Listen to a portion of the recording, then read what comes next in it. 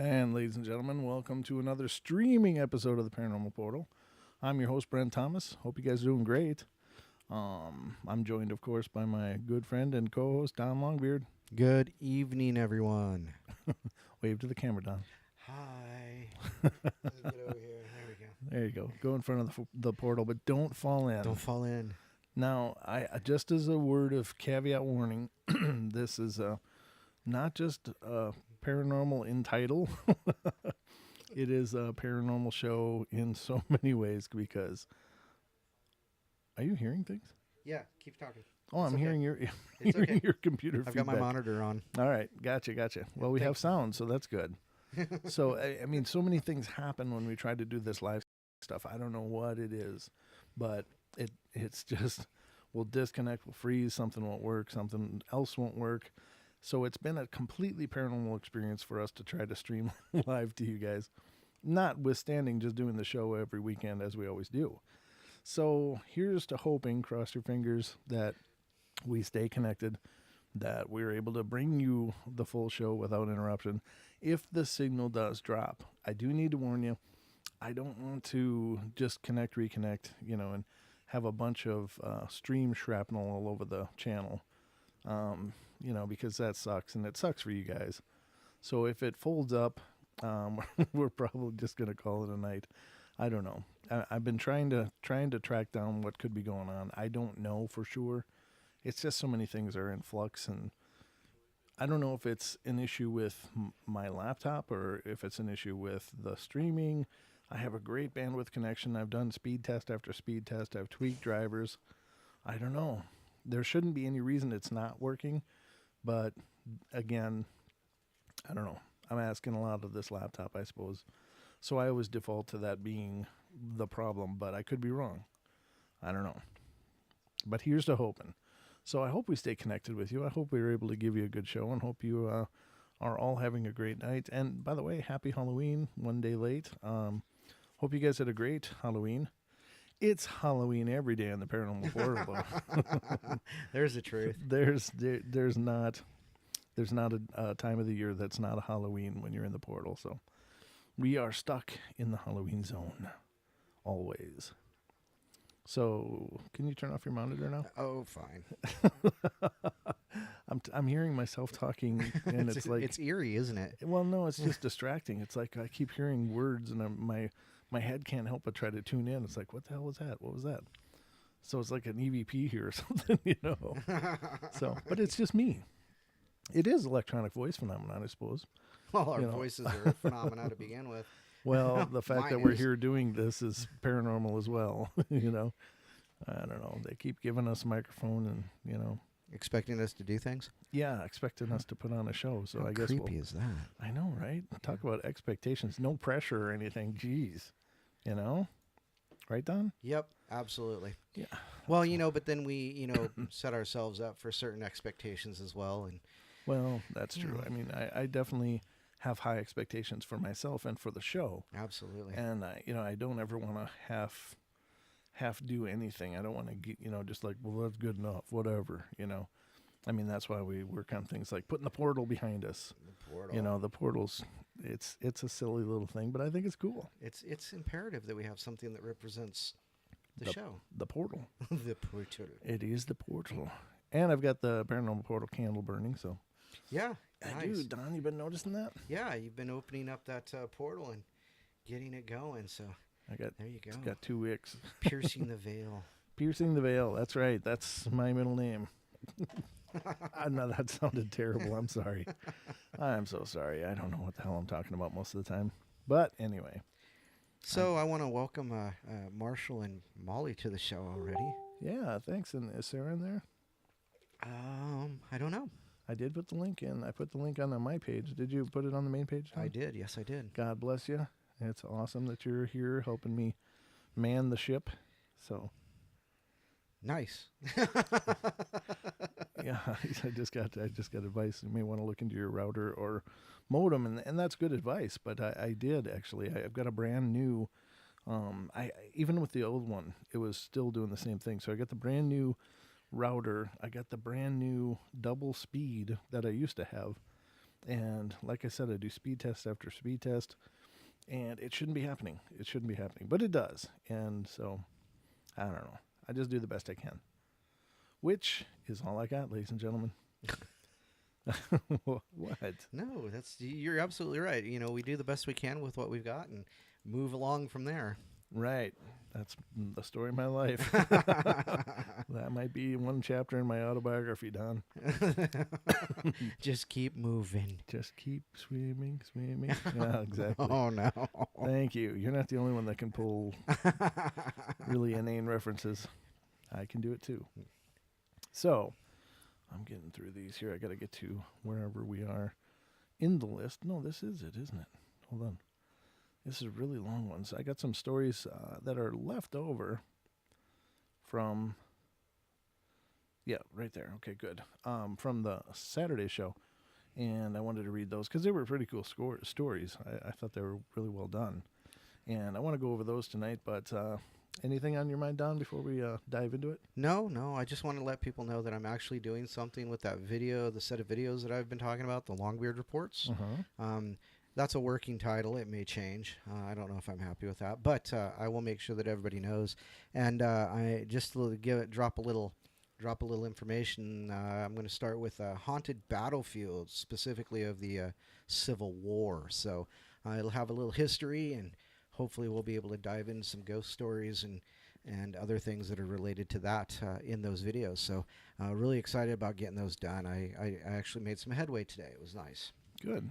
Well, we'll be looking forward to those, and they'll be here on the YouTube channel as well, ladies and gentlemen, when they're ready, as will the Bigfoot video that we've been kind of promising for 2 weeks. Well, you know, it's no small thing, though, either. That's true. I mean, there's a lot of footage, and I've had to trim, and I've got it all into a video format. Now I'm trying to do that, the preface, I don't know. Preface, right, Don? Yes. Okay. Preface. It's just so I sound smart, ladies and gentlemen. God loves you. Yeah. So I'm trying to put together the preface intro portion of it, and then I got to do some titling and work with our logo a little bit to spice it up for the presentation. So we need it spicy. We do. We need it spicy. That's true. That's what your mother said last night. Oh, boy. Now he's doing James Connery. Or Sean. Or Sean. Yes. It might sound more like James Connery than Sean. I don't know. How about Roger Moore and the other one? Morange. Or Sean Connery. Or Moore. Roger Moore? Yeah, it's Roger Moore. I thought you said Morange. Morange? I thought that's what you said. I was like, Roger Moore. It's all a jumble in my head. Oh, yeah, I know. It is. I feel like most days I'm just shy of stroking out myself, Don. So I understand. Here we go, ladies and gentlemen. We're going to get into these stories and just see what you guys think. And what these are is people review their terrifying encounters with the paranormal. And this is coming from thoughtcatalog.com. And a great site. I've really enjoyed pulling stories from this site because I think they're really pretty well done. I think they're fishing. They're farming them from other places too. So again, if I repeat stories you've heard before, I am sorry, but it's all I got. I can only do so much. I was raking leaves today too, Don. Oh boy. Oof. Working up a sweat? Yeah, it wasn't. It was a little too cold to be sweating, but I got it done before the rain came in. So, well, it was supposed to be raining, but it just kind of sprinkled. Well, it was when I was coming in today. It looked like I was getting a little sleet out there already. Oh God. Yeah. I'm just not ready for this. I'm not built for this anymore. I should be somewhere in a beach with my toes in the sand and a tropical sunset. Yeah. That's what I deserve, I think. Now I'm starting to think. Now you got me thinking about Van Halen songs. Great.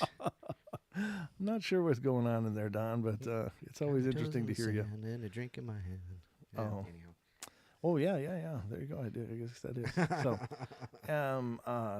what was I going with all that? Yeah, it was just the weather's changed so much, and it's getting frigid. Anyway, this story I'm going to read you. So it says, the story I'm about to tell you is completely true. Having said that, there are some disclaimers I will add at the end.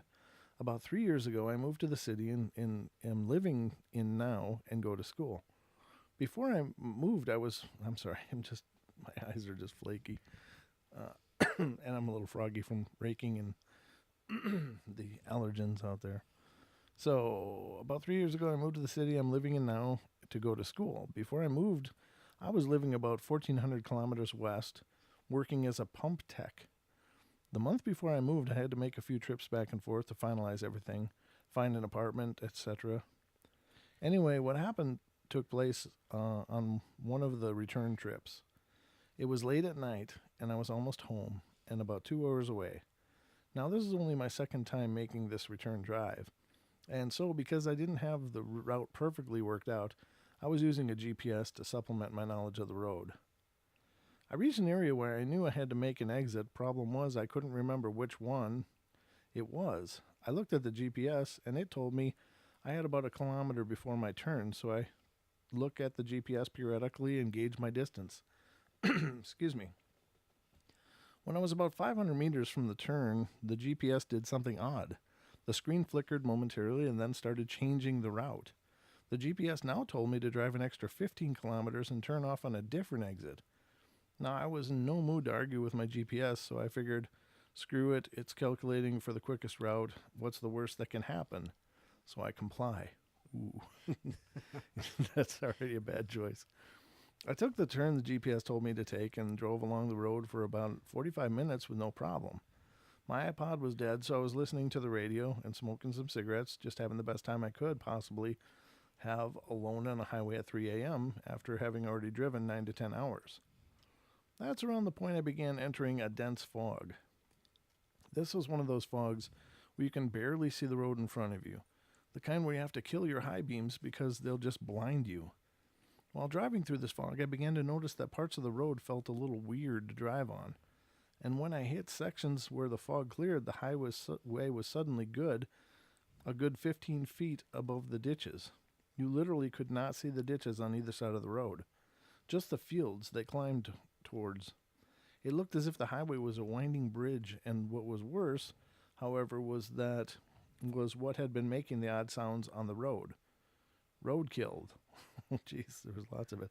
But not just regular run-over squirrel and stuff like that. It was more like somebody fed a deer a stick of dynamite and it set it off. Animals had exploded all over the road as if a semi had been plowing into animals at incredible speed. It wasn't even just one or two animals either. Every kilometer had at least two exploded-looking animals on the pavement in between the intermittent walls of fog. I looked at the GPS again, and it said I had about 80 kilometers to my turnoff, which was a problem because I was only doing about 60 as the conditions were absolutely terrible. So I suck it up and keep going. The radio lost its signal around this point. Two stations were fighting over the only frequency that seemed to be getting any signal whatsoever. I turned it down a bit and lit up another cigarette. Then I noticed a yellow glow on the road coming from the ditch, so I instinctively slowed down in case it might have been a deer or something. As I passed by, going about 30, it didn't look like a deer at all. It looked as though it had hairless skin and sort of a dark mustard sort of color to it. It was right at the edge of the highway, too, as if peering over from the ditch. I cannot say for certain, but it almost looked human-like, bipedal, hairless, but its eyes were golden and its skin was dark yellow. What was most off-putting was that when I drove by it, it hunkered down, as if it were trying to hide with only its eyes visible. And then, as I passed, its head turned and got up a bit again, watching me drive off. That really freaked me out. Little did I know things was about to get crazy. As you can imagine, I didn't know what to think about whatever it was, so I may or may not have seen what I may or may not have seen by the ditch, but rest assured, I just wanted to get home by this point. The fog cleared considerably, and the highway eventually turned into a heavily wooded area. That didn't seem to be populated whatsoever. I started to realize there was a problem when I was about 2 kilometers away from the highway I was supposed to turn onto. There was no apparent highway in the distance. When I got 300 meters away, still no highway. So I get closer and closer. The GPS tells me I need to turn right in 200 meters, then 100 meters, then 50, and then it tells me not to turn right, but to turn left instead. Oh, man. Wow. That's horrible. And this is also confusing because there should have been a highway, but all I could see was a single tiny dirt road. I really should have known better. Yep. I should have known better. I mean, we know he's okay because he wrote this story, but this is really just a bunch of bad decisions. So I should have known that turning down that road was a bad idea, but what else was I supposed to do? I turned left onto this dirt road, which is more like a path. It was so narrow, my car barely fit onto it. This is where the most frightening thing that has ever happened in my life occurred. The road starts doubling back towards the direction I had come from, like a half circle, and the road is so narrow and the trees are so thick that I can't actually see what I'm turning towards until I've already made the turn. The second the turn completed, the dirt road ended and led into a small clearing. Inside that clearing, oh, just an abandoned church and graveyard. I look up at the bell tower and saw what it was, and still am convinced was a silhouette staring out towards me. Then I looked down at my GPS, and on its screen were the three most terrifying words imaginable. You have arrived. Well, I got the hell out of there as fast as I could. Now for the disclaimer. I don't know what the hell was going on that night, and I never will. I was obviously tired as hell, but to perceive things that inaccurately, I don't know. I might have been just seeing things, but I know that GPS took me somewhere it shouldn't have. Well, just wanted to share that, and again, it's 100% true to the best of my recollection. And no, I haven't used that GPS since. I wouldn't either. I know. Oh my God. So going down the road, and then it changes and says, you got to go 15 kilometers more, then 80 kilometers more, and then just crazy. Yes, it is. Why would somebody listen to a piece of technology like that? I don't know. At that point, it's time to reevaluate your choices. Yeah, exactly. I don't know. That's a terrible, terrible story, and it seems that it must have been predestined. He must have been predestined for that journey, because now he's sharing it with us all, and that's sometimes how it all works. I truly believe the paranormal is very profound, not only in that, it's weird stuff happening and things going on, but also in that it definitely forces people to examine their reality, That it does. And sometimes for the worst, like people think, oh man, I'm really messed up. I really think I said this. And that's not what I think the profound nature of it is. I think the profound nature is when people live in their denial, they live in their little bubble, and then their bubble has to pop and they have to re-examine everything, Yep. So Yep. that's my 2 cents on it. Wow. Well, in that case, my bubble pops every day. Better start looking again, Don. Yeah, that's right. You're still doing something weird. It's like a Jedi mind trick every morning. Yes. These are not the droids you're looking for. Wave your hand. Sorry. I don't know. Jedi mind tricks don't work on me.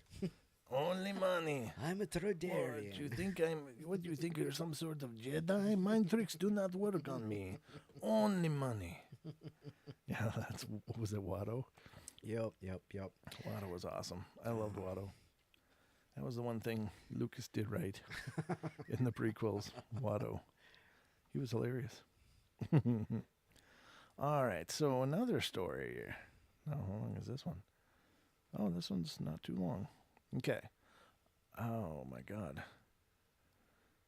All right. I live in Mississauga, and I have a Hungarian kuvaz named K2, after the famous peak in Pakistan. I don't know what a kuvaz is. Kuvaz. I'm assuming it's a dog. Okay, yeah, it says I go for daily walks with him, once in the morning and once at night. Most nights are pretty uneventful, except when K2 stops in front of a bench near a thickly wooded area and just stares at it.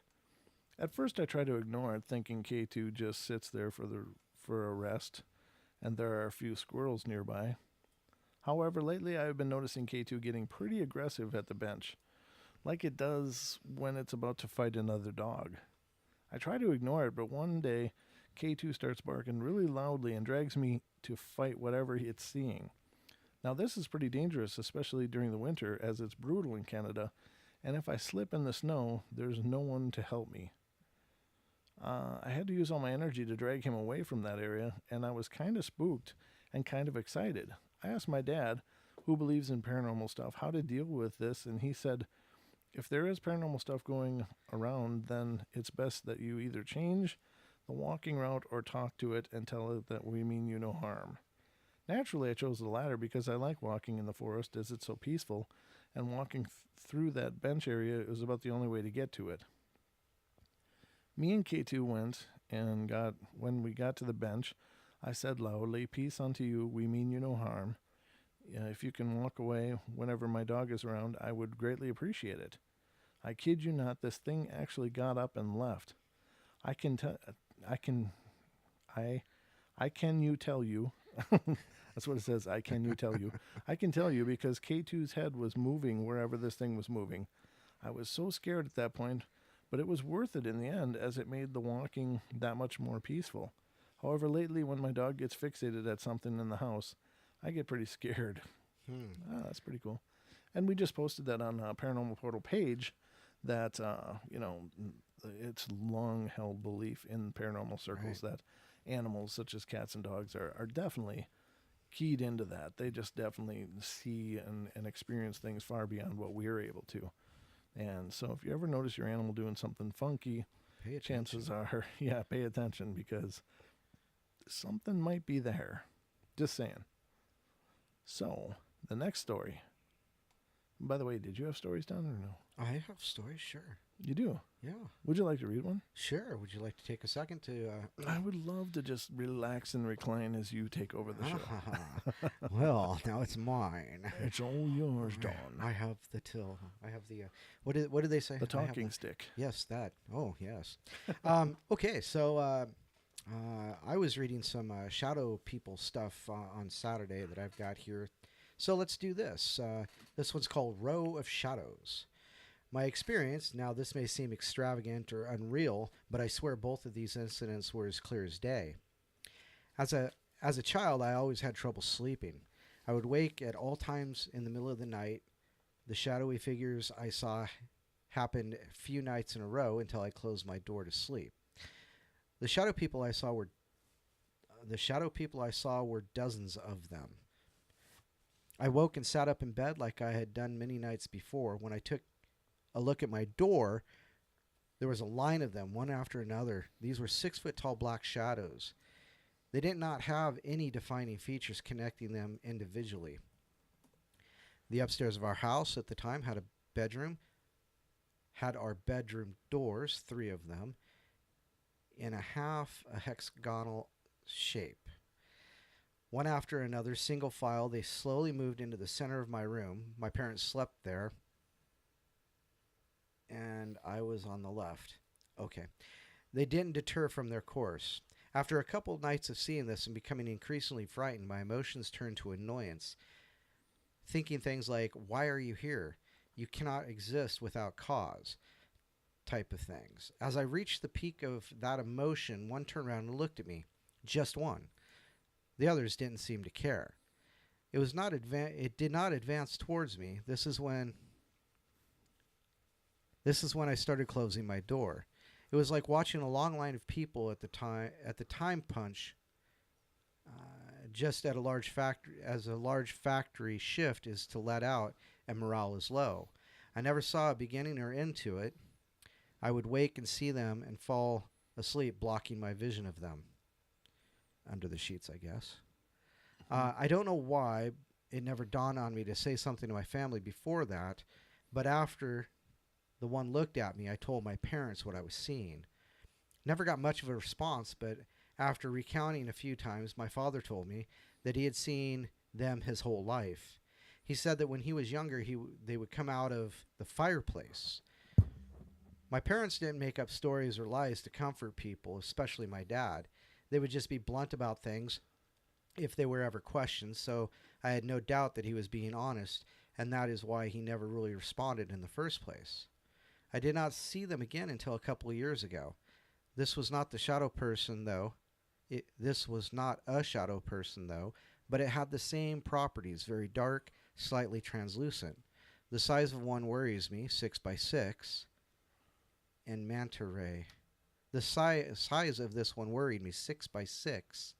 Oh, it must be 6 foot 6 inches, and manta ray looking. That's creepy.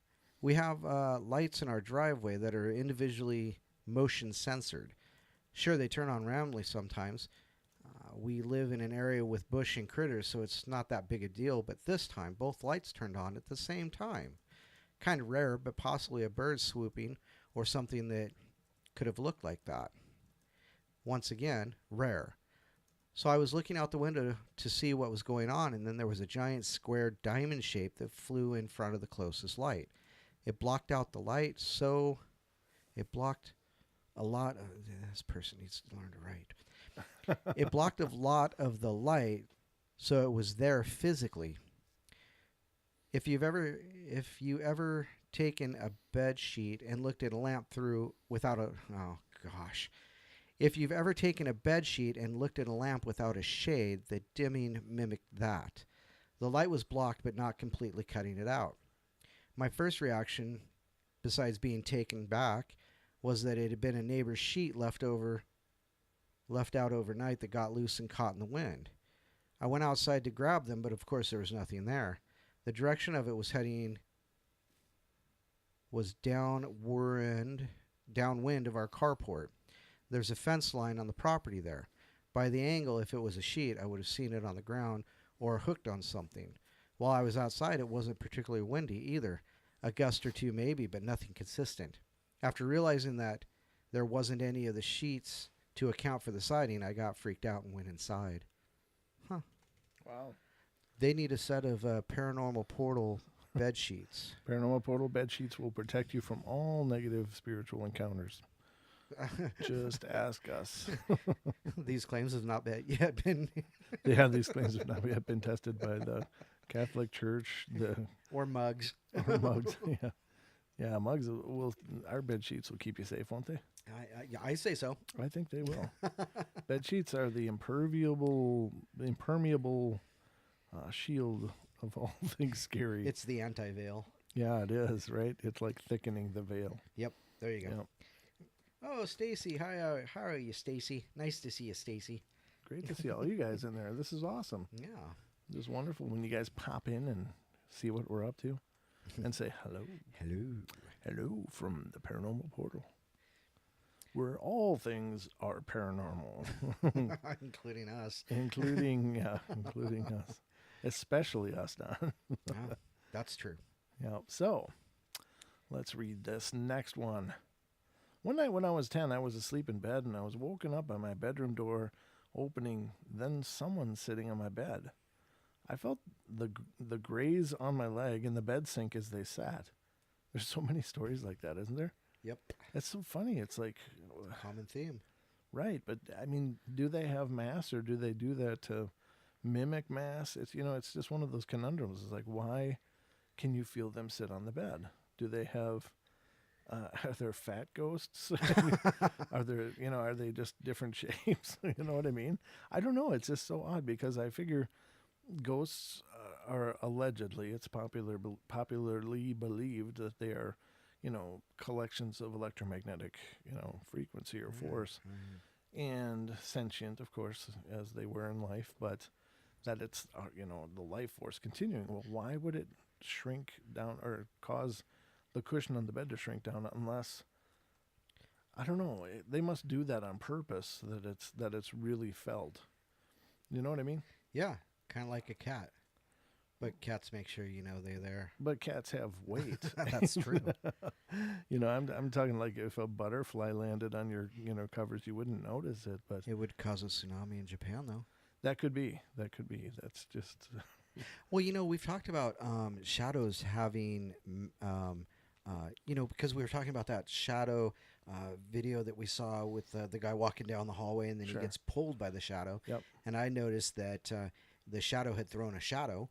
Mm-hmm. And you had said that they do have that kind of a manifestation, Right. to where it's actually there and it's dark, but it's got mass. So, if it's got mass that can block light, it should have some kind of mass that would, shake a bed. I would think that's an interesting correlation, and I suppose it's all theoretical, of course, but that's an interesting correlation. And yes, I know they can approximate looking alive, and there are plenty of apparition stories Many people have told me in person that they looked up and the person was there. It was just like anyone else was there, and then suddenly disappearing. And so I guess they can approximate, the mass and the look and presence of being there, but I don't know.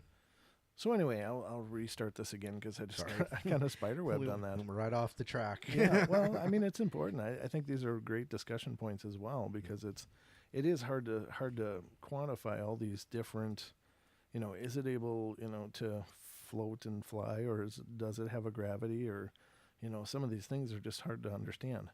But apparently it must be possible that they can simulate their space, or, their body shape when they were alive or whatever. So, all right. One night when I was 10, I was asleep in the bed and woken by my bedroom door opening and then someone sitting on my bed. I felt the graze on my leg and the bed sink as they sat. Thinking it was my mom having something to tell me, I opened my eyes and only to see a pale, eyeless, just black, empty sockets boy who seemed to be my age sitting at the foot of my bed, with his legs crossed, staring at me, or facing my direction since he had no eyes. He then reached his hand toward me and was holding what looked like a little black box. I was freaked out, but as I reached to grab it, he hesitantly pulled it back. I reached out further for it and said, "Give it." Did I read this before? Not that I'm aware of. Oh, I must have read it after the show. And said, "Give it." As I did so, I blinked, and by the time I reopened my eyes, he was gone. The spot of the bed where he was sitting lifted back into place, but the imprint of somebody sitting there was still present. I told my mom in the morning, and she was slightly freaked out, but assured me I must just have been dreaming. Fast forward 5 years.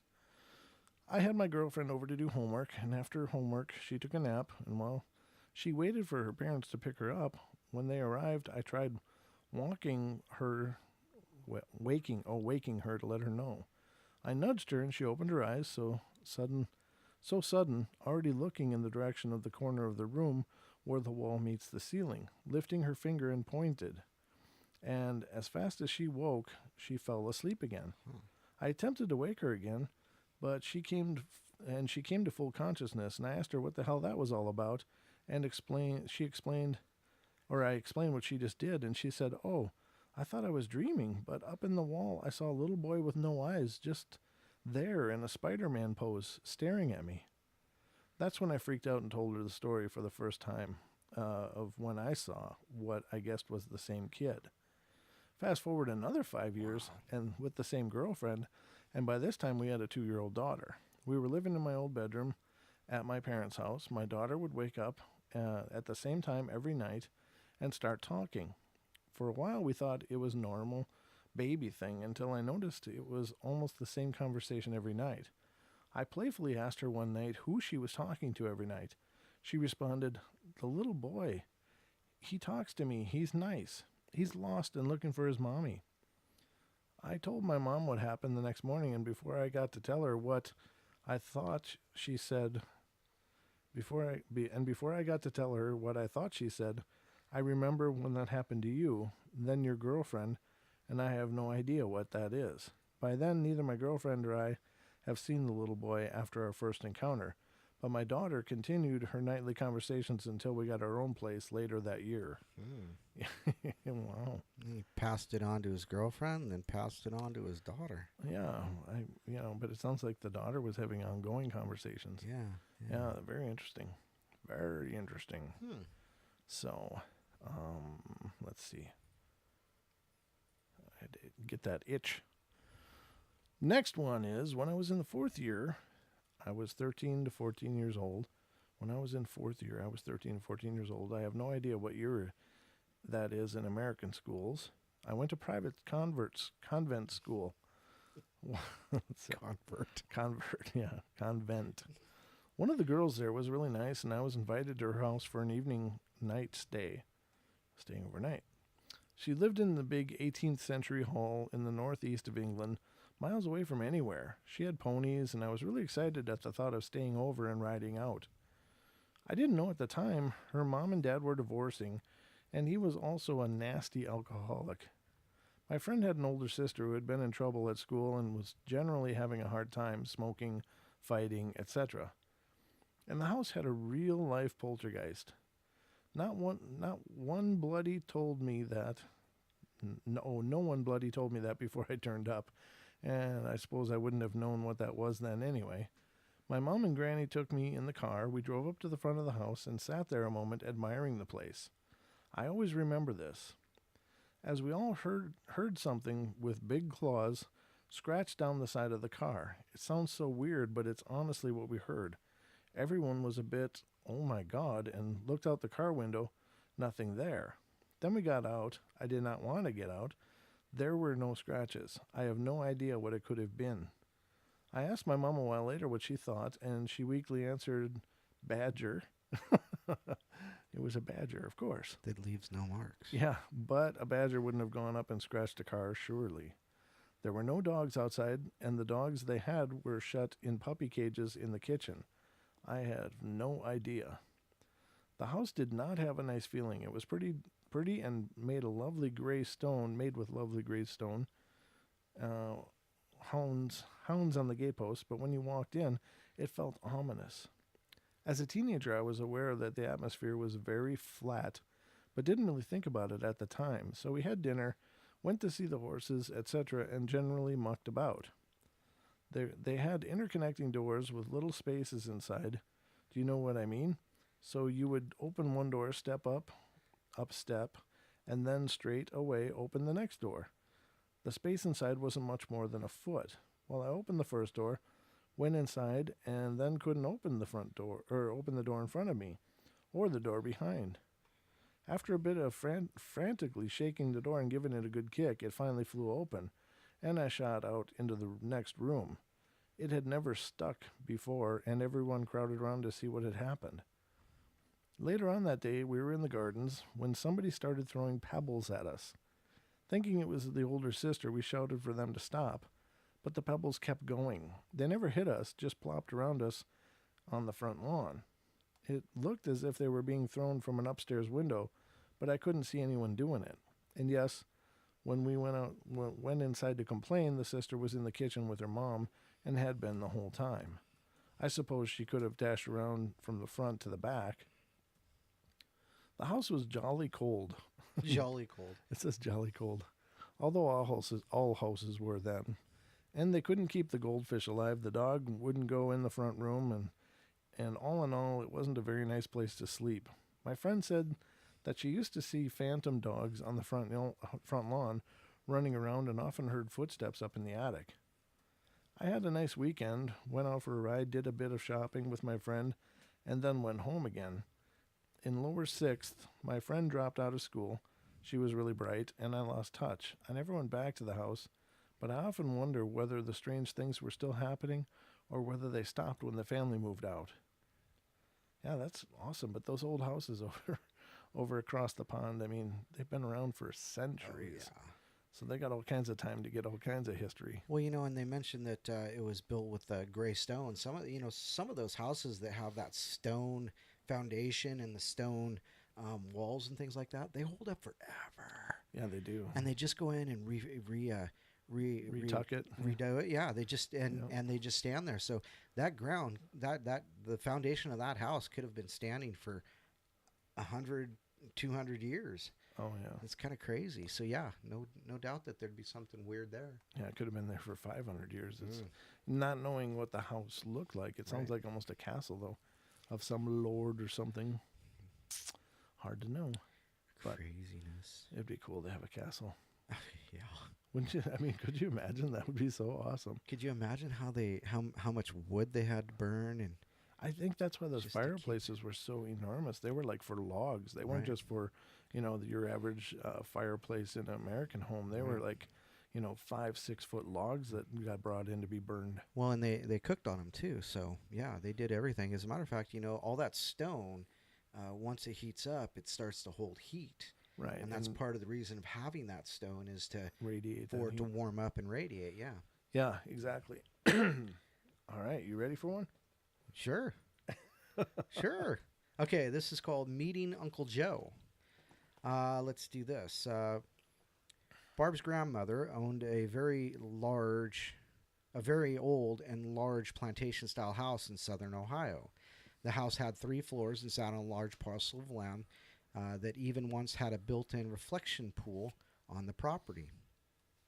The house was turned into a convalescent home in the early 60s, which was managed by Barb's grandmother and her grandmother's brother, Barb's great uncle, who died before Barb was born. Even back then, the house had a reputation for being haunted. Employees often heard footsteps going up and down the hall when there was no one there, and Barb's grandmother found the bare footprints of a child on the third-floor balcony one morning after a snowfall. In one closed-off room that was locked up, the sound of furniture could be heard moving around at all hours of the night. Some of the patients complained of ghostly visitations, which were met with grim sadness by the staff at first, considering them some kind of condition of the resident. Later, some employees quit because of their own experiences. In the 1970s, the house was too difficult for Barb's grandmother to keep up, so she closed up the convalescent home for repairs. Once renovations were completed, she planned to place a lot of P's in this. She planned to place the old building on the market. Barb and her family drove out to the house to help with the endless amount of work that needed to be done in order for the house to be ready. It was not unusual to have workmen on the premises working in numerous areas of the old mansion, so Barb and her siblings were accustomed to running around and bumping into them as they chased each other through the house. Late one afternoon, Barb was playing on the fire escape stairs, an area where she was not allowed, but since her mother and grandmother were so busy in another part of the house, Barb felt that she would not be noticed. At the top of the fire escape, looking through the window of the third-floor room, she spotted a man in his late 60s with iron gray hair, sporting dark-horned rimmed glasses, sitting at the desk that was stacked high with papers. He had his shirt sleeves rolled up and was rummaging through an amazing sea of papers, as if searching for some important documents. Behind him hung a sport jacket on a coat rack. The only other thing that Barb spotted on the desk was a jar of stick candy. Barb assumed the man was her grandmother's lawyer or some such fellow hired by her grandmother to deal with the sale of the house. Apparently, the room was an old office of the convalescent home. The man glanced up at Barb and sat back in the chair smiling at her. He motioned for her to come in, but Barb, weary of talking to strangers, started to turn away. Then she heard the man call out, "Now, Barb, come back here and talk to me." The man knew her name. She turned back to him, expecting to be scolded for playing in a forbidden stairwell, but instead the man seemed very friendly and talkative. The man said he knew her and insisted that he was her Uncle Joe, but she replied that she had no uncle by that name. She had never seen him before in her life, and she was feeling unnerved around the man whom she felt was just teasing her for his own amusement.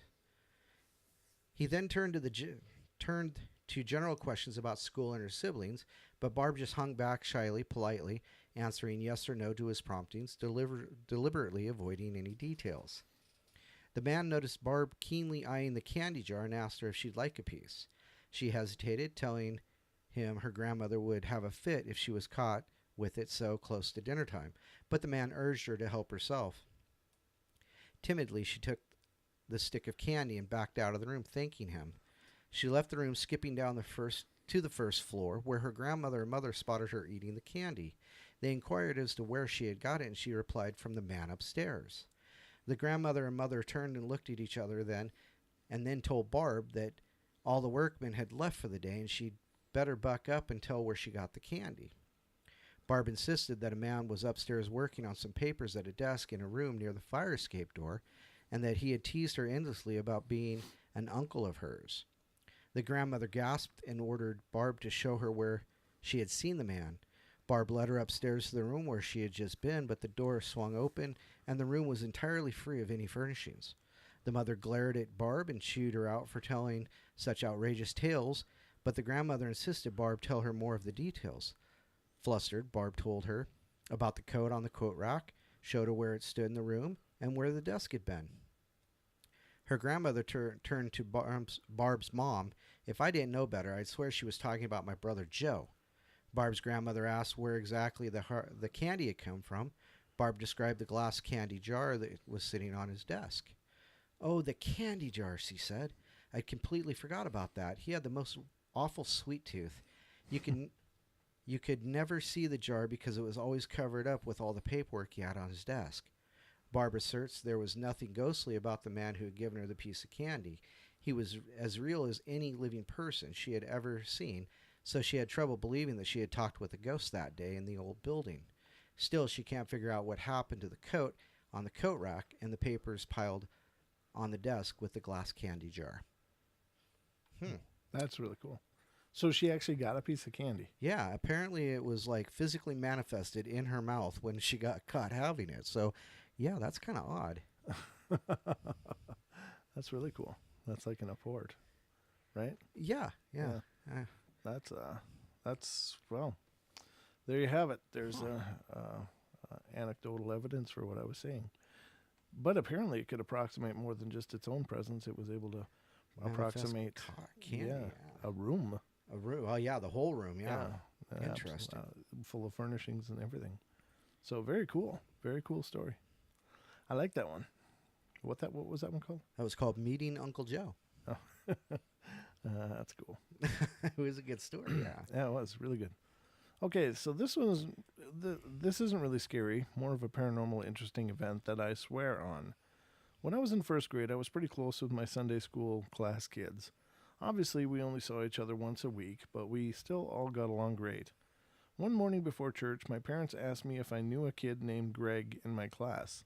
I said yes, and they proceeded to say that he had suffocated in his sleep the night before. I didn't really understand the concept and seriousness of death at the time, so I just said, oh, and kind of brushed it off, although I absolutely fully understood that I wouldn't be seeing Greg anymore. Let me scroll the right window. The weekend before, Greg had made a little aluminum foil helmet, and he ran around during recess saying he was an astronaut. So back to when my parents told me about his death, I looked into the sky expecting to see his angel floating up to heaven. I swear, I saw him spread his arms and fly through the clouds wearing his aluminum astronaut helmet. You're all going to think I was a little kid imagining this, but I don't believe in ghosts at all. But what I saw that day has stuck with me ever since. And I think because seeing him running around in his astronaut helmet was the last time I saw him with a smile on his face, that when I saw him in the clouds upon finding out about his death, I coped with his passing just fine. That is cool. Yep, absolutely. Wow. That was posted by Boromir, the King of Gondor. Oh, boy. Boromir was never king. No. He was the father of the Steward of Gondor. He was the son of the Steward of Gondor. That's what I meant. Did I say father? Yeah, you did. His father was the Steward of Gondor. Yeah, a crazy bastard, too. Mm-hmm. Yeah. Played by a really, actually, half crazy bastard. Oh, was he? Was the actor? Well, I don't know, but I've recently seen him in another show called Salvation, and he's, he also played, he was also in Fringe. Oh, okay. He was the uncle in Fringe. Never saw Fringe. Huh. Yeah, I mean, I saw the lady that used to play Mrs. Weasley on the Harry Potter movies interviewed, and the character wasn't a big stretch for her. Oh boy, she was pretty much that was her. Well, at least she didn't have to go far for her character development. Yeah, no, she took that with her. So, when I was a child, my brothers and I would hear a young girl cry in our house. My dad tried to approach the sound, but then it all became silent. And then we heard the same girl say, "Mommy," right behind him. And after a while, we just ignored it, and it seemed to go away. Yeah, that's the whole story. Yeah. But, that's the whole story. It is. And if it seemed to go away, that's kind of good. And it's kind of sad. But, as I've stated many times before, I'm not a big believer in kid spirits. And I'll restate my rationale for this.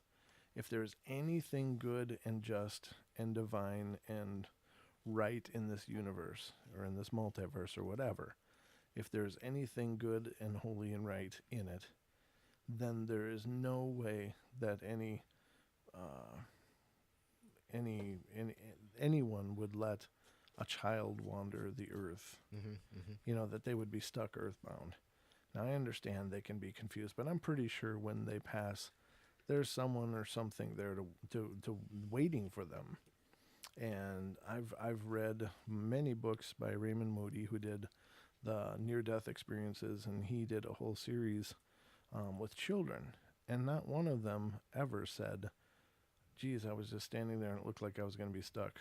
They all said they saw the tunnel light. They all saw these angels meeting them and bringing them home and meeting either relatives or whatever, you know.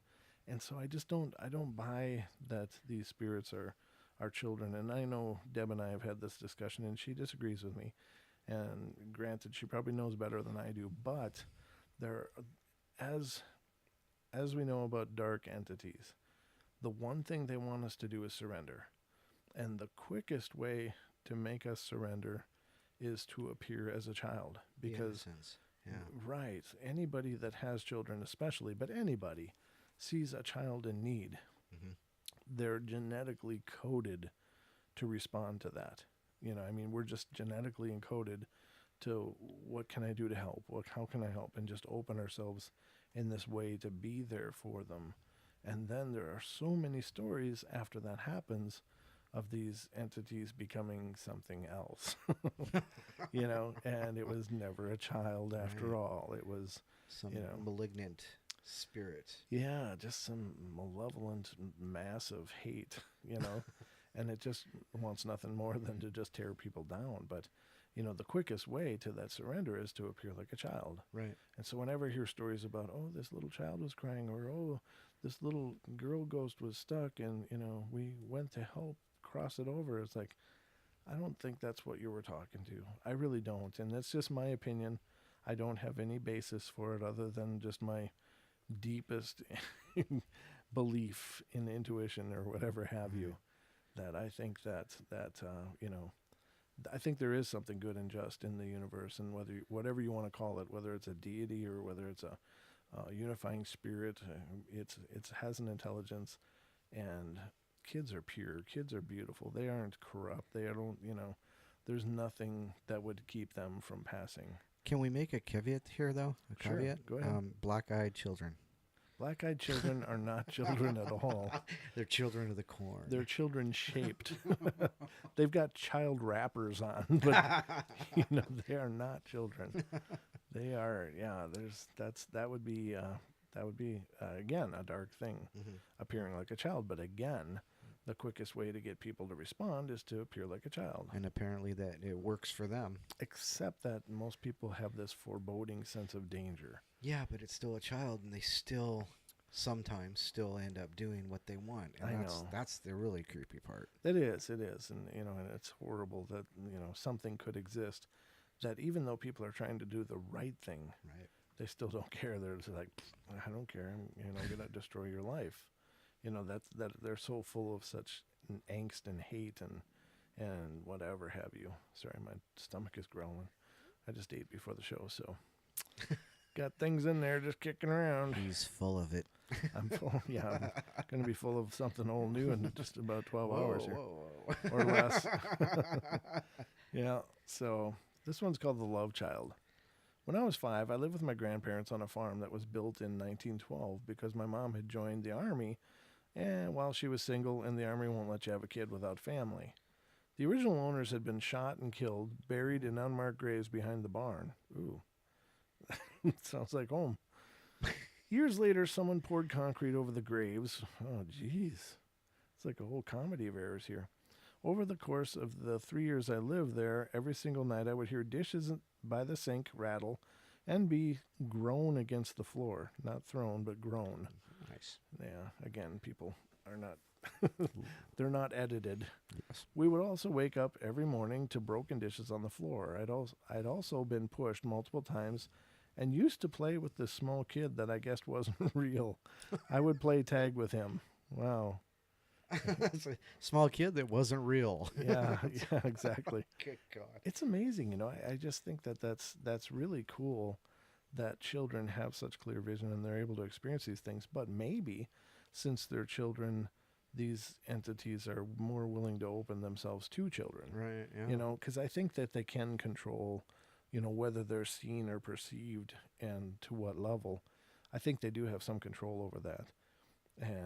But, you know, people like Deb, of course, can pierce through a lot of that. But But, I think for the rest of us, it's more of a struggle. But, some of the strangest people will just have these real profound experiences. So, anyway, the next one is, it was a few months ago. I just moved into my new student house with a few friends, and they'd all gone home for a few days because it was summer break, but I stayed there. I was home alone, and it was awesome for the first day or two. Then things started to get a bit weird.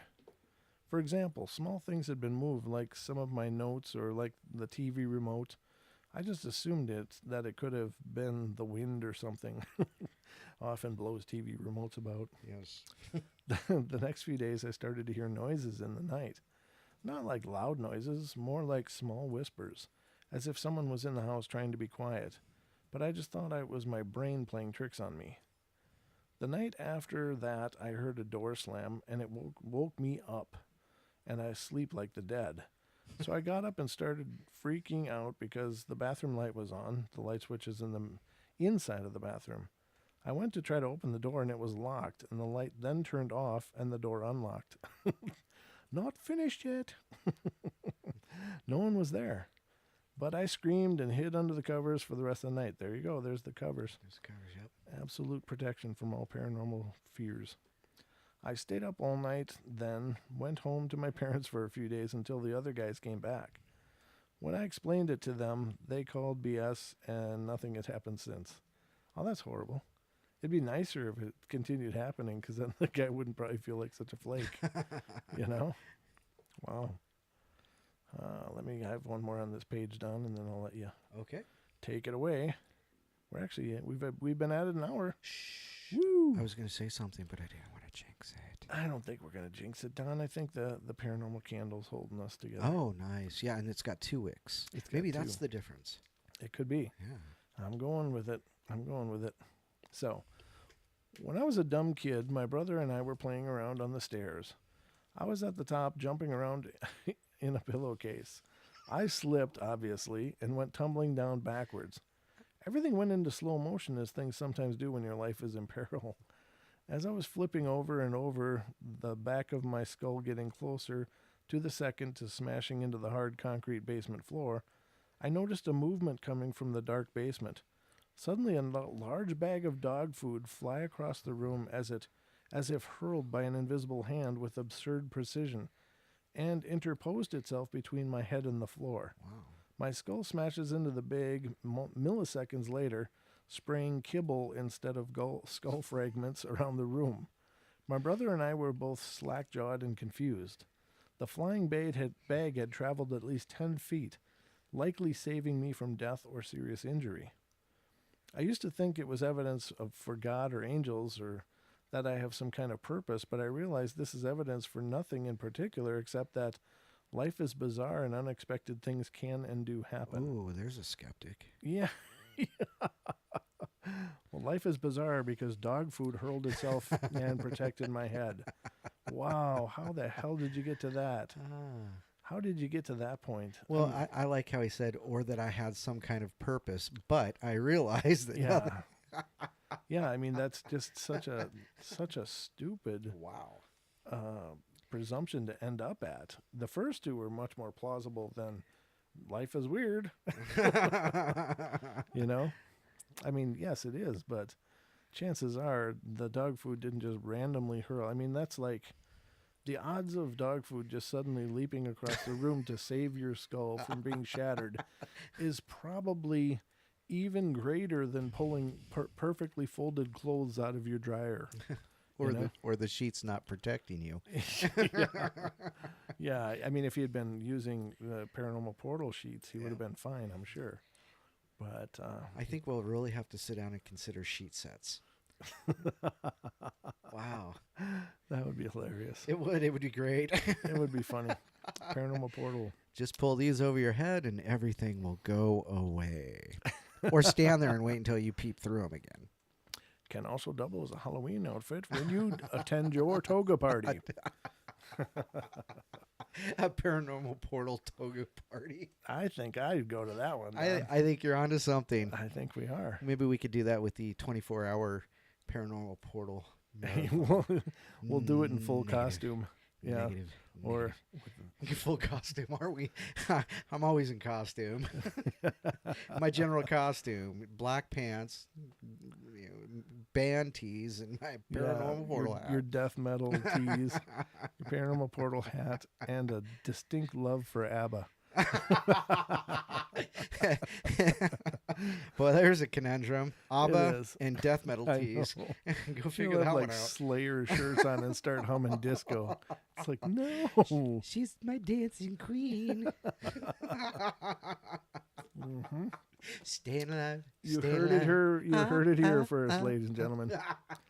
Don is a cult of personality. Colorful personality. Yeah, yeah, color. Just a whole rainbow up in there. Whoa. Ba-dum.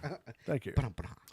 All right, so Don, why don't you share some love here? Sure, yeah, absolutely. This is called The Chatterers. It says, I've had many paranormal experiences in my life at only 24. So many that I do not keep record of specific details like dates, etc. One that sticks out the most happened about 3 or 4 years ago while my family was away on holiday and I was left alone at home. Ooh. Oh, nice.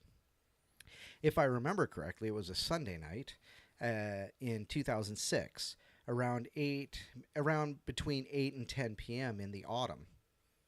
Okay. It was dark outside. Mm-hmm. My family was to return this night from vacation. I was in my bedroom upstairs working on some music, playing it over and over, very much in my own zone. You could say that I drifted into another state of consciousness almost, some meditative state where I slip into when alone for certain periods of time. I do the same thing, though. Yeah. My music's playing and I'm in a zone. I hear a loud bang in my room, or just outside my room on the landing. It was a noise that was hard to locate exactly, but was close enough, like 6 or 10 feet away. I've heard these bangs before. They come from nowhere. To be honest, I kind of like these strange goings-on. They excite me. You could say that I felt a little special when they occurred. I simply brushed off this bang as there was nothing in it, just like the rest of them, unexplainable. So it's back to my music, and I'm back in a trance inside myself. Certainly an introvert.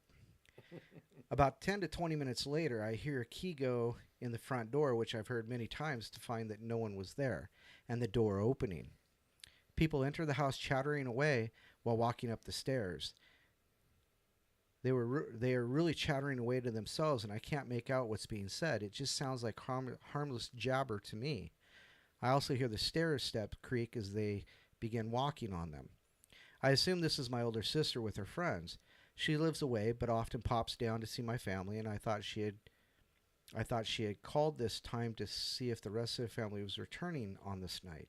I think to myself, oh, it's my sister and her friends, no big deal. I won't rush out to meet them. Plus, my sister is always the type to charge into my room and make herself known. So anyway, a minute passes and all is silent. I open my bedroom door and I hear nothing. I see nothing. I check all the rooms upstairs, then I make my way downstairs. I walk down the stairs, and to my shock, I see that the front door is bolted. I had forgotten that earlier, that I had bolted the front door. It shocked me. This is where my hair stood up. The door was bolted from inside, and it's not a bolt that is connected to the door lock, which requires a key from the outside.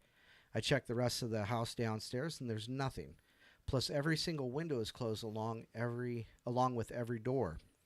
Everywhere is locked up tight. Trust me, when I'm alone in a house, nobody knows it.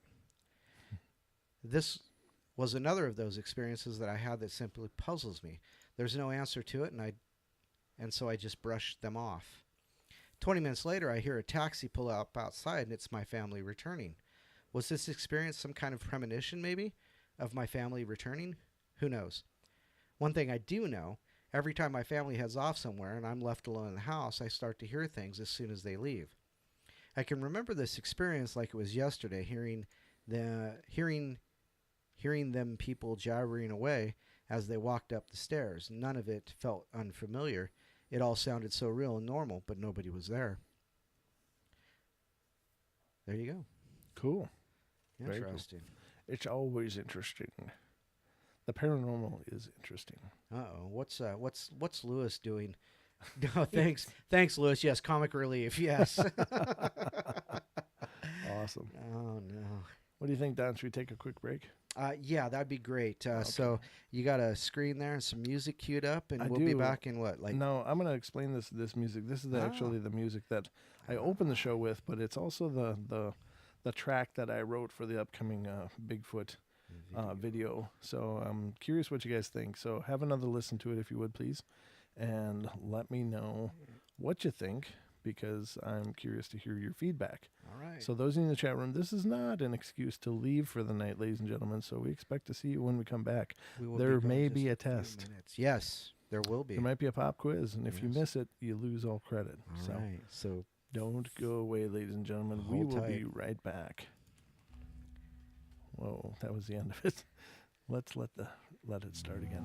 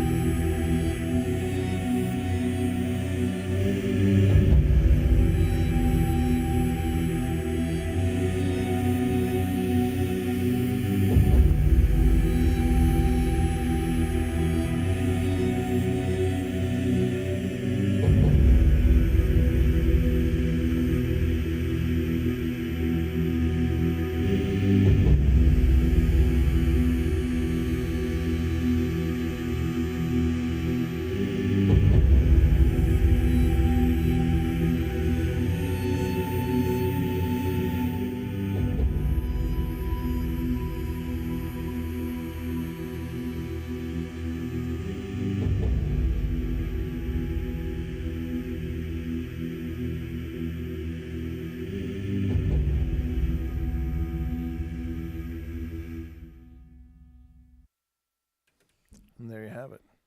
Hope you guys liked it. It was fun to write. I like writing stuff. I don't know. I love being creative. Creative. I am creative, Don. Thank you. My eyes are blue again. I drink too much Gatorade during our shows. You do, yeah. Well, you stay hydrated though, but you got to keep when you're reading and stuff. Oh yeah. Especially in this as the windows are shut, as we deal with more heaters and stuff, the air is just so dry. Yeah. And so I tend to drink a lot more fluids as well. So Got to keep it all moist. That wasn't meant Yeah, whatever. like that, but Whatever. Molly says that was awesome. She liked that. Oh, Sarah cool. Sarah said their speakers are bouncing, so that must be good. that's because I was all, getting real with it. You know what I'm saying? Getting down, getting that bass line in there. It was off the hook. Drop it a couple more decibels. I did actually that the kalimba, Right. or no, what the hell's the drum called? I gotta look it up again. But I did a double layer on that, and I did a subsonic Nice. shift as well on it. So every thump, it if you get a woofer, It's good. It's gonna bounce. it's gonna bounce your crap around. You know what I'm saying? It's been known to help those with kidney stones. Just lay real close to it. Just put a woofer on your abdomen, and you'll be passing stones. So, but yeah, thank you. I appreciate the feedback, guys, because when I'm writing stuff like that, I'm doing it in a bubble. And Don and I reviewed it. There was a few other takes that Don and I kind of went back and forth on, and I think we got it dialed in. But I was just curious what you guys thought. I think you nailed it on that one, definitely. Cool, thank you, brother. Yep. Appreciate it. Your chair will always be here. Oh, the mic might not be, but whatever. Well, it'll be there. It just might not work all the It just may time. not work. Check this out. Click. Yeah. See Don sitting back here going, How's that different? oh, Oh, you mean there was no sound? we love you. Sad. Thank you. It's good to be loved. And we love you guys for tuning in and listening to us, because we are going to go probably through to 9 or maybe a little after. We'll see how it goes. Once I run out of stories, then I'm on my last page of stories, Don. So Uh-oh. it's going to be up to you, brother. All right. Well, let me know. All right, so here's the next story I have. I have a ghost that occasionally visits me in my sleep and tells me things that either are about to happen or things that people are hiding from me. Oh, that's kind of I cool. want that one. Yeah, I want that ghost too. Screw that. Next, the Powerball number's at 8. Yeah, no kidding. Yeah, let's get to the Powerball and then we'll cook. All right, it is a female, and from the looks of what she is wearing, she is either from the 30s or 40s. A few things I can recall off the top of my head. When I was in high school, she told me that one of my friends was going to break his leg playing a sport he usually doesn't. Next day, this happened.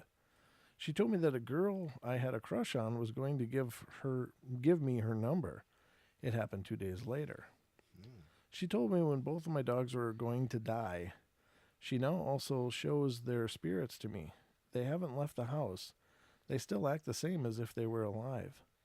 Now the creepiest one for me is that about 3 months ago, she told me that I was missing a female figure in my life.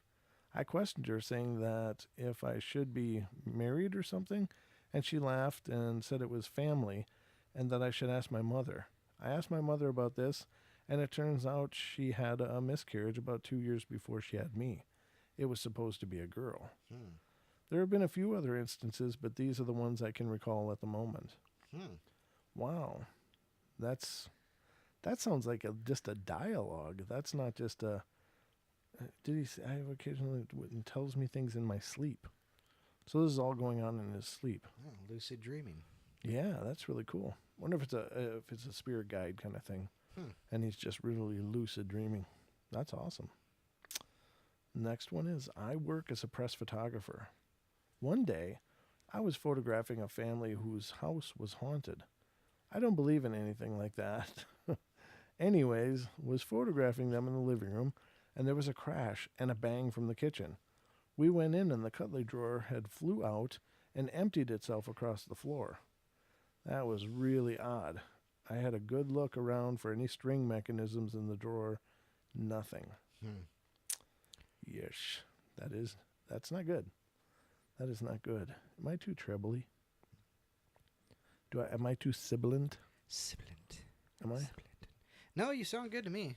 Okay. I had a lot of P's in that one story, so that was kind of...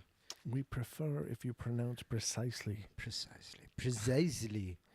Yeah, I know you did have a lot of P's. I thought that was funny. What the heck?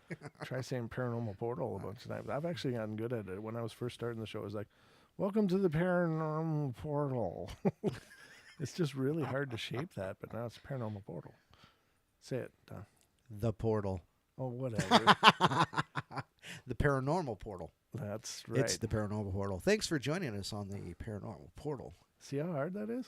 No, it's fine. Oh, whatever. Now you're just playing with me. It was really hard for me. I'd be like, Paranormal Portal. It'd just be a mumbled mess, and I was like, Paranormal Portal. Well, that's okay, though, because those are, you said your first shows. You were getting used to saying it. And, Yeah, I've been and saying being it for online. over a year now. So, Well, yeah. You're doing it good. and I'm got the gear. Yep. He's wearing his can you see? Paranormal Portal. I'm waiting for it to come up. Well, it's already up. You just haven't seen it because of the leg. No, well, got the gear. Got the gear, and I got my hat. You do, yep. We're Oh, there it is. Good we're picture. modeling- Good shot. Good yep. shot. Yeah, we're modeling the Paranormal Portal gear, ladies and gentlemen. You too can have Paranormal Portal gear if you'd like. Just simply visit paranormalportalradio.com and place your order. If you have any troubles, please let me know, though. The email for the show, again, is paranormalportalradio@gmail.com. So reach out to me. Let me know if you would like. And Marshall, make sure you put in the request for the bed sheets, please, because I know someone in your family who would love to have a set, if not you yourself. What? His daughter. Oh, Estrella? Yeah. She would love a set. Yeah. She'd do like 2 pillows, paranormal on one and portal on the other. There you go. Yeah. cases. That's a good idea. That'd be awesome. You have some awesome ideas. I know. I get them every once in a while, but they're always great in my head, but they don't always work out as well in real life. But Great. Lewis is laughing at me again. someone's gonna laugh at you. I know. All right. I was having a weird dream one night and woke up and saw the dream in my room. I remember I was on my back, which was weird because I don't sleep on my back, and I woke up. I felt a heaviness in the room and turned to my door. There was a silhouette of a man standing in my doorway. He wasn't really threatening, but my heart started to race. He just stood there. No facial features, no movement, just a black shape. Then I hear something and shift my gaze to the foot of my bed. It's a grandfather clock. Then I hear a voice say something about time, deep voice, calming almost. I close my eyes. When I open them up again, everything is normal. I run out of my bedroom. I wish I knew what it had said. Your time is near. You will oversleep. Wow. Watch the time. It's time to jog. Get in shape. Go rake leaves. Yeah, it's time to clean your room. Yeah. Oh, that gave me an idea. I like that. What's that? I'll share it later.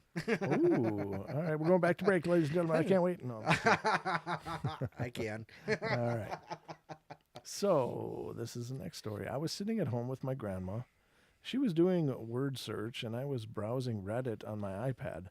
No radio, TV, or other source of noise in the house was on. Clear as day, I hear my name, nickname, like if my name was Michael, I heard Mike. So I turn to my grandma, and she's already looking back at me. I asked, "Did you call me?" And she says, "No, but I heard someone say your name." Oh, my God. Nice edit. Well, I can't read the Effenheimer, the long drawn out Effenheimer. So I gotta keep it family friendly, There you go. ladies and gentlemen. Absolutely. Absolutely. So I gotta tell you, and if it happens, that'll be funky. But I just had something jump into my head that the stream was gonna end up collapsing on us anytime now. Gosh. So if it happens, I'm just telling you. There you have it. I'm just putting it out there. We have the ominous feeling that the portal may close. It was in the middle of me reading that story. It's like, oh, it's going to start folding up. I'm like, no, wait, no. Well, we've had a good run so far, but let's keep our fingers crossed and keep going. Well, keep going. Keep swimming. Because we just actually keep have people swimming. listening. I know. People are actually paying attention to Wow. us. Apparently 8 people. Well, minus 2. No, I You don't and- know you if it and me. counts us or not. Because Wow. I'm the channel owner, so No, that might be true. I don't know if it would count me. So maybe it's... Well, yeah, because you're watching it here. Well, I know, but it's... Yeah, whatever. I'm logged in. So let me try liking it and see what happens. Well, 3 people liked it. I can actually like it. I liked it. I like it too. Please comment as well, and make sure if you guys are here, spread the word, share this stuff, share it, share around, share everybody how share much it you with love. all your friends. Yeah, so they can hear us heckle you as well. we don't heckle our fans and our supporters. No, we love them bunches. No, Love you, mean it. That cracks me up. Love you, mean it. Okay, so this one is rather long, so I'm going to read this one. Oh, I guess I do have another page. Did you want to read one, Don? Go ahead. Oh, okay. I guess I'll read one. Okay. Okay. I don't know where this one popped up, but this is called the Okinawa Battle. And it says, while stationed at Kendina Air Base in Okinawa, it's not called an Air Force base since the Navy and Marines use it too, but it is controlled by the Air Force. Some friends and I loved going to the Miyata. I know that's spelled wrong. Cape. Oh, okay. So Miyata Cape. It's an almost sheer cliff area made mostly of coral. You can carefully climb up its face and then go into several caves down there. We loved one big huge one that had a huge rock you could climb up on and almost touch the roof of the cave. You could look out and see the ocean and the rest of the cape. This cave was at one end of the cliff, which formed a half-moon type crescent shape. There's also another underwater cave entrance that formed in an indoor pool in the cave. We would throw large watertight sealed flashlights in, and it would light up the water like a swimming pool. Now, during World War II, the Japanese had a strong defensive position here, and the battle was very bloody for this place. One weekend, while camping out in the cave, around 3 in the morning, I woke to a sound. Looking across the cape, I saw a strange light and could distinctly hear gunfire. I woke up my friends, and we all heard and saw the flashes of gunfire. At first, we thought it was some war games. There were some war games being done at this cape. But this cape is a Japanese park, and it's located on the east coast, south of the midpoint of the island, with cities on 3 sides and the sea on the 4th. No war games could be held here.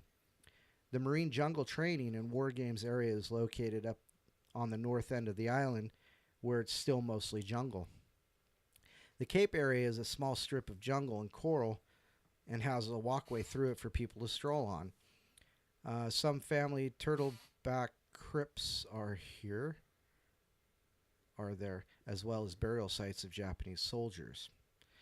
As we watched, more sounds we heard, men screaming, orders in English and Japanese, and the gunfire got very loud.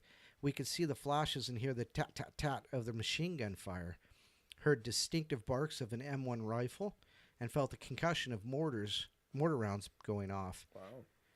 We watched and listened to these sounds until 4:45 a.m., or for 1 hour and 45 minutes approximately. I didn't have to watch, but a friend of mine did, and I made it a point to immediately ask him the time. Sorry for another windy story. Anyways, I've seen the ghosts of my grandfather, my poison St. Bernard, that was my best friend when I was 12. The run I had with ghosts helping me get in a boat. This happened in England during the same trip we took to Scotland. In fact, we had just gotten back to my dad's family from a journey through Scotland and Glamis Castle. There had been a little girl in the house we rented prior to where we are now, and a few chills on the Queen Mary. That's interesting. Okay, so the story is about the ghostly gunfire and machine guns and mortar rounds. Mortar rounds going off. They felt the concussions of the mortar rounds. Wow. That's interesting. That'd be creepy. It would be. It seems like, as you were researching, anywhere there's been a battle, I'm sure there's, such an imprint.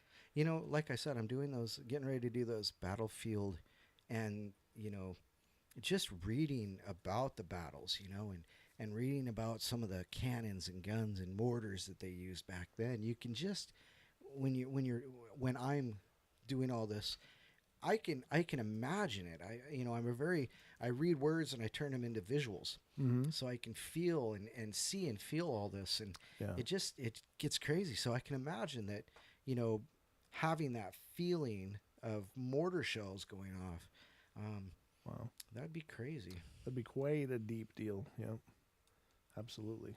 So I'll take over with my next story. Oh, you were trying. What? I can do it better. No, I no. can do it better. What? Bunny ears. Oh, yeah. There No, you I go. was just reaching over there while you were reading, and I was trying to do it, but the camera's in the wrong place, so it was funny in my head. I'm just being a dork. Sorry. You got to do something to entertain yourself. My mom was diagnosed with late-stage breast cancer in 2009. Ooh, I'm sorry to hear that. It was a struggle, and the doctors didn't expect her to pull through, but she did, like a champ. Oh, awesome. My mom is a fighter, and as she puts it, refused to let cancer kick her butt. I'll say butt. Fast forward to 2012, and she decided to undergo reconstructive surgery. The surgery goes well, and she is put into recovery, and she spends a day drifting in and out of consciousness, which was expected after a surgery like that. The whole time she is still hooked up to the morphine drip to help her pain. After being reassured by the doctors that everything was fine, we decided to go to our homes and shower and sleep. My sister elects to stay just in case anything goes down. Fast forward to the next morning, and my sister is calling me in tears saying I needed to get to the hospital right now. I rush up to the hospital and am pulled aside by the doctors and told that my mom has suffered some complications from surgery and is in a coma. Oh. Jesus. A half hour goes by and my stepdad arrives. I live by myself closer to the hospital, and the doctors pull him and I into her room, and they say that her lungs are filling with fluids at a fast rate, and that she is unlikely to recover, and we need to make a decision to keep her on life support or pull the plug. We refuse to let her go like that. 3 days go by, my mom starts showing some signs of cognitive activity. By the end of the week, she fully wakes up. Oh, good for her. The relevant part of what happens after she wakes up. She looks at my stepdad and I and asks when we came into the room. We tell her we've been here all week. She seemed really dumbfounded by this and replies that she has only been in the room for a day or two. Mm-hmm. She then asks where her grandmother had gone. This creeped us out. My great-grandmother passed away in early 2007. When my stepdad tried to explain this to her, she replied that she had spent the last couple of days with her talking about the family. She said that Grandma got really weird and told her that she can't give up because she had children to take care of. According to my mom, around the time Grandma said this, Mom became aware of us being in the room and Grandma was gone. It was really weird to hear her talk about it. To this day, she has no recollection of being in a coma. She knows she was now, but all she can remember is spending a few days in the hospital with my grandmother talking about the family. Weird. That's awesome. Huh. That's awesome. I think, our ancestors should be around like that. Yeah, yeah. Especially for that, the encouragement, because that's Right. Yep. You gotta fight it because you got kids. That's kind of awesome. Yeah, it is. It's really powerful. My first home I was born and raised in always felt like something to call home during the day.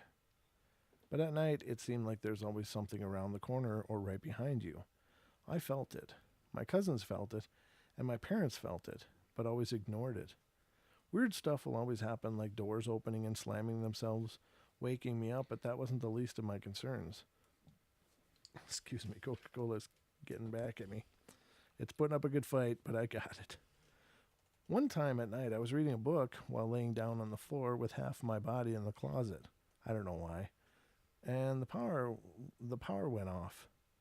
Chills immediately ran down my spine. Almost a second later, I heard a deep-toned growling right behind me, and I ran crying to my mom, knocking over a lot of stuff. It was pitch black. She yelled at me when the lights turned on and didn't believe me. Jeez. I begged her to let me sleep with her that night because I just didn't feel safe at all in that room. I had no other choice but to just try and think it was just my imagination and sleep in there anyway. I woke up to my head hitting my bed frame and my right leg being dragged into my closet. God, I'm getting chills just remembering this. I knew someone was in there and wanted me to look at it, but I didn't. I screamed my lungs out and ran straight to my mom and cried all night telling her what happened. She got mad at me for waking her up. And being a girl, my family is rather tough, I guess you can say. That night, I slept at the foot of her bed, shaking, trying only to look towards my mother because I just had this haunting feeling of someone or something standing right behind me, just staring. A bunch of other stuff happened in that house, but that was by far the most terrifying for me. Get out. Yeah, no, I apparently wanted her to get in. In the closet. Yeah. Yeah, that's terrible. I don't know what it is with closets. They should put sheets in front of them. Should hang Paranormal Portal sheets in front of your closet when you're not in there. Another reason to buy another set of sheets. A hauntingly good deal. Thank you. Thank you very much. I see what you did there. Thank you. That was my plug. But wait, there's more. I'll have to think of more, but nothing yet. So, next one. Night before last, I had just finished taking a shower, and it was 1:30 a.m. I was walking out of the bathroom.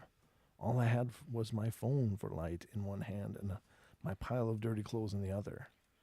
I was walking across the living room to the laundry room. That's past the kitchen. 2 steps into the living room, I hear someone whisper my name loudly in my ear. I flip out and turn around, looking for whoever said it. There's no one in the pitch black darkness, and everyone else is asleep. I nope straight to the laundry room, throw in my clothes in there, and run back to the hallway into my room and start praying. My house isn't known for paranormal stuff, but in the last few years we've had incidents with shadow people and disembodied voices. One event of disembodied voices was when my mom and I were cooking. My brother was out for a jog. I'm cutting the meat into strips, and my mom is cutting the bacon. Who was cutting the cheese? Thank you. Carne en su jugo. We hear what sounds like my brother singing in the shower, hitting a high note. He liked to sing in the shower and was in choir. I make a joking comment about how there he goes again.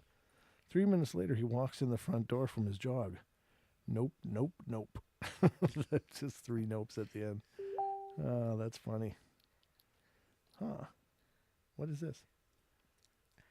It's a website that we've been talking about that could help us with our bed sheets. Oh, okay. Very good. Very good. Awesome. I'm researching as we. Well, I'm cast glad tonight. you're here pulling the weight. Yes, sir. Awesome. Very cool. Paranormal Portal bed sheets coming soon to a store near you, or paranormalportalradio.com.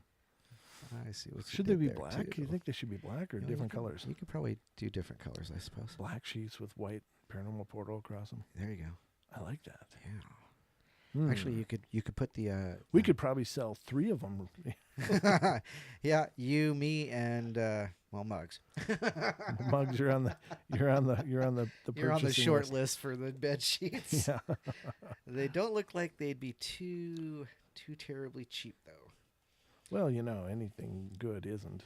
That's true. That's But true. Is it Egyptian cotton, Don? It's 1,000 thread count. Oh my God. No, I'm joking.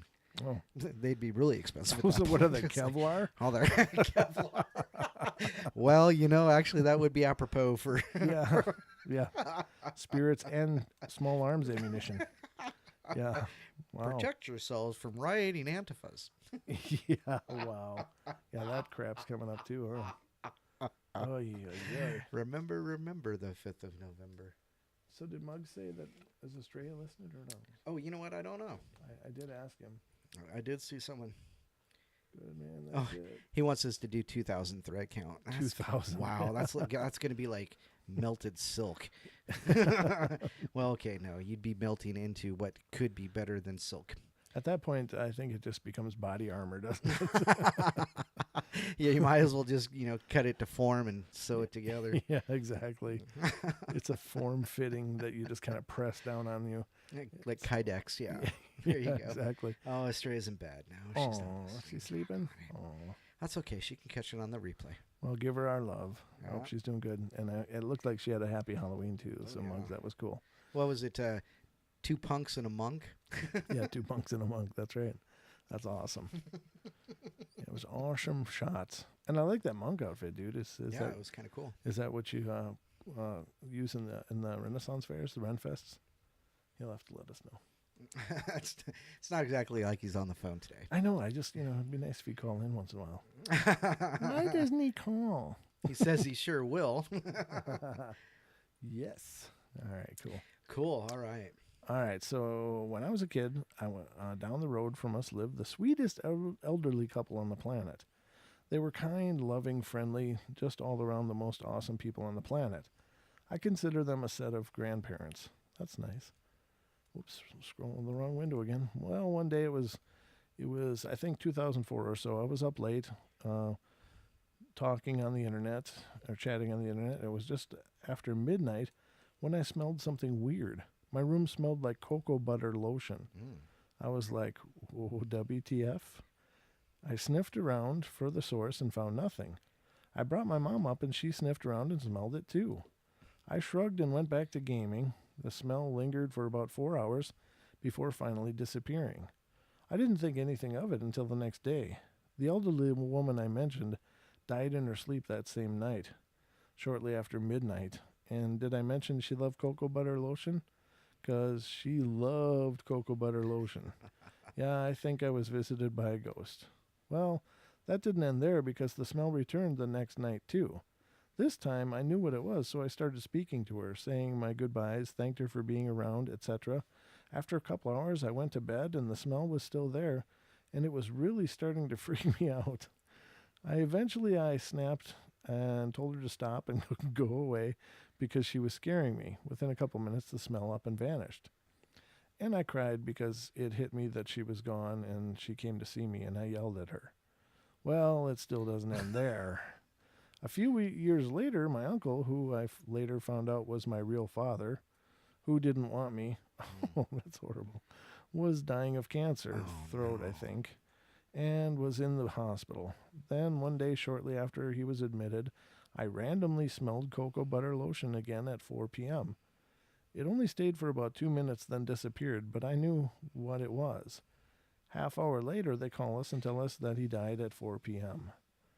1 week later, the night before the funeral, late at night, I was trying to sleep and the smell came back again.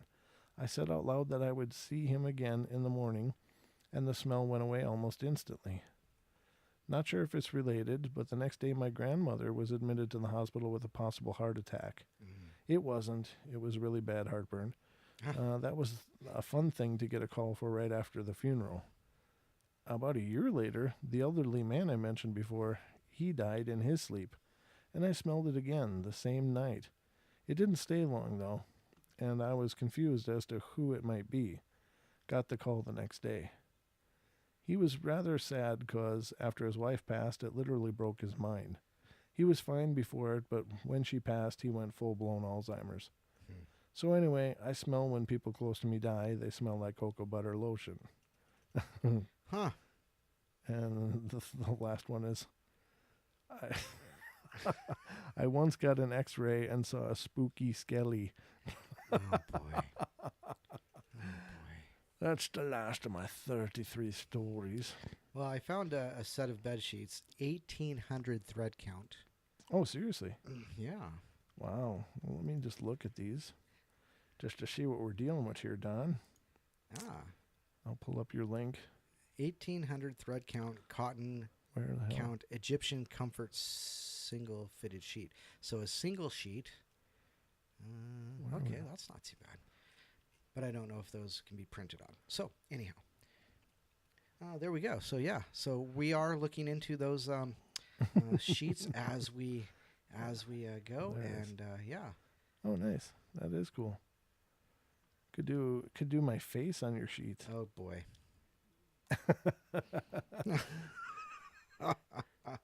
or would it be like this?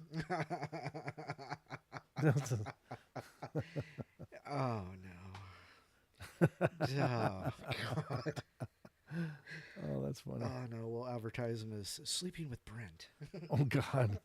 Yeah. We won't sell any. It'd be like we'll owe people money just for having looked at the advertisement. No. Let's do one of us together, Don. Spoon me. That's paranormal. Yeah, that would be all kinds of paranormal. Mug says, I'm going to need a king size and no Brent. Oh, whatever, dude. Why are you hating like that? Sure, whatever. All right. I could be tucking you in every night, Marshall. Oh, I mean, boy, what's I'll not to be love? tucking in with you every night. Well, Oh, that's scary. I don't take much room. Mm-hmm. I'll just lay on top real lightly. Ooh. All right. Take it away, Don. Wow. Okay. Ooh. 10 watching. Oh, we went up. Oh, 9 watching. Oh, what's going on? Apparently, we scared that 10th one away. Oh, we did. Apparently. So let's see here. I got a story here. It's called The Spook at the Door. And it says, for as long as I can remember, I've had strange encounters. It was fairly common occurrence to feel the end of my bed go down as if someone was sitting on it. The problem is I always slept in the top bunk. I could do nothing but put my head under the covers and pray. Once again, it was not something I could talk about with my folks. That's just it. There's lots of anecdotal evidence that says sheets protect you from the paranormal. Absolutely. How many times have we read stories like that on the air, ladies and gentlemen? There's got to be at least 30 or something. More stories where people ducked under the covers and had no further problems until they emerged from the covers. Yeah. We can't protect you after that. So. Well, and I would advise against using a flashlight underneath the covers. They'll see you. Yeah. God, I gotta oil my chair. You hear that? No. Anyhow. It's like the squeaky chair. That's horrible. I gotta get the WD-40 up here. So duck my head under the covers and pray. It's not something I could talk with my folks about since they were very no-nonsense people. The 4 of us kids shared one bedroom. Ugh. I on the top bunk, my 2 younger brothers shared the bottom bunk, and our baby sister was directly across from us in a large crib. If one of my brothers needed something or wanted my attention, me being the oldest, like a second mommy, it was not uncommon for them to stand up on their bed and pull up on mine, which did at times account for added weight at the foot of the bed. But I'm merely saying all this to fast forward to this.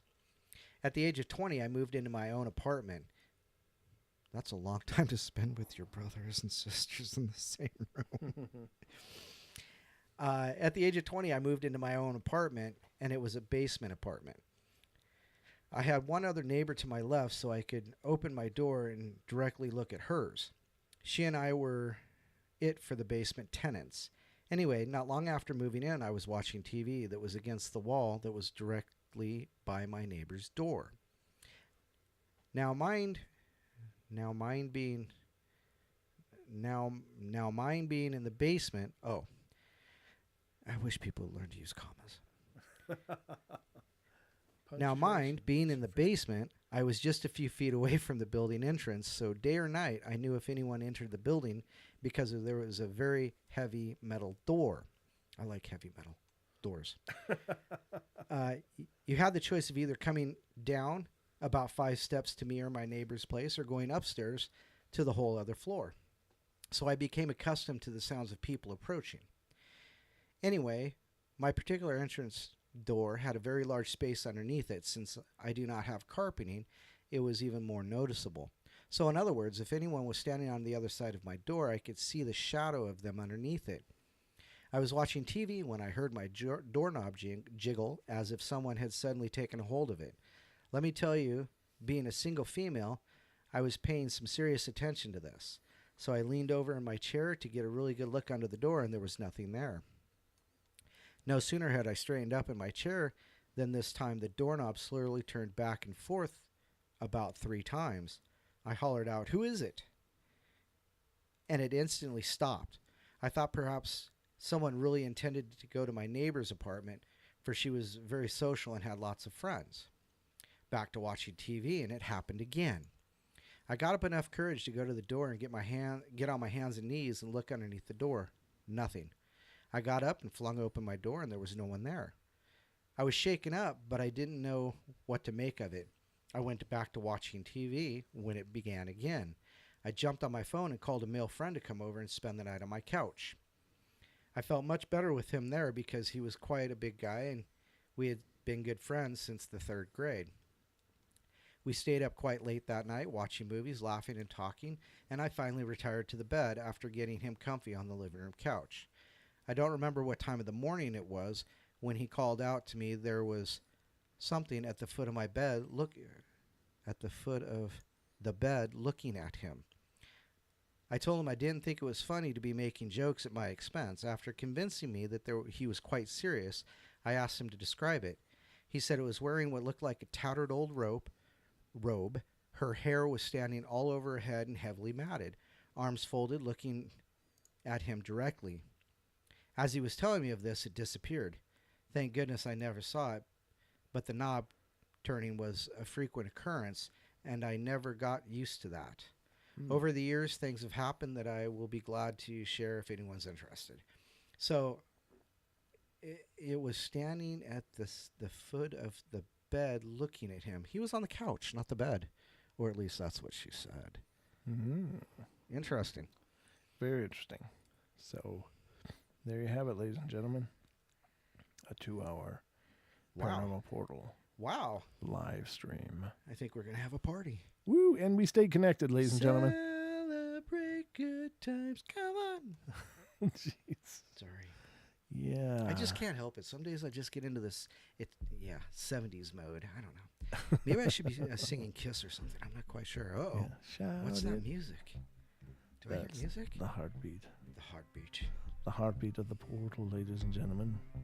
As the portal yawns and wanes and begins to close. Uh-oh. It is that time. It is that time. Doggone, it went so quick. It always does. It always does. Thank you guys so much for being here and being a part of the portal. We just love you bunches. She's got it in her head now. You got to celebrate in her head. Awesome. My job is finished. So thanks a lot, ladies and gentlemen, for being here, and love you bunches. Be sure to share, spread the word, share the video.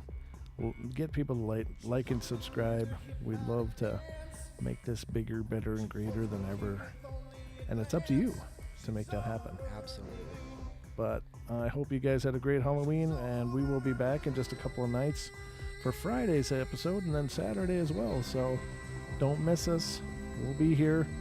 We love you bunches, and we will be always lurking here in the shadows, bringing you all the creepy spookiness that we can find. So absolutely.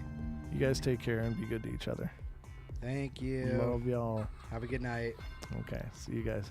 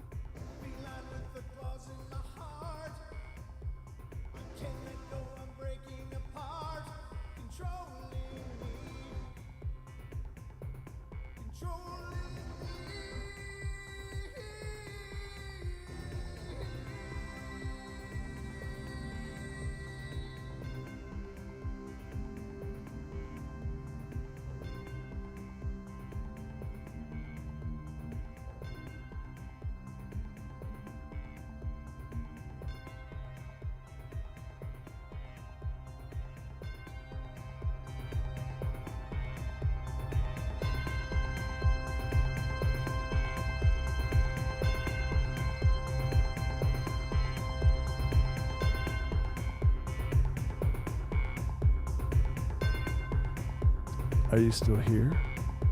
It's over. Go to sleep.